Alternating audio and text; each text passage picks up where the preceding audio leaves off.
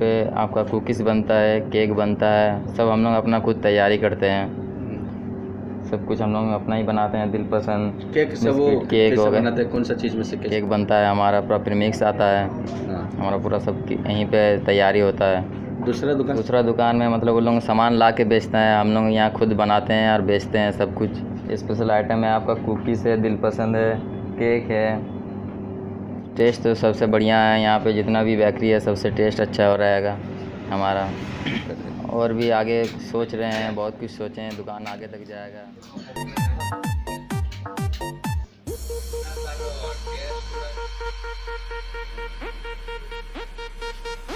तो 40% डिस्काउंट अच्छी तुलसी बेकरी। और जो जिनसटा भुवनेश्वर गोटे दिन लेट करके मिलूला एटी सब शीघ्र मिल जाऊँ। केक और बिस्किट फिस्किट भी सब भल क्वालिटी आसी आम तुलसी बेकरी टेस्ट बहुत भल अच्छे। आम सब टेस्ट करछंती और आमर साई पड़ोसी जिते अच्छा टेस्ट भल अच्छे, बहुत भल अच्छे। केक फेक्र भी टेस्ट भल अच्छे।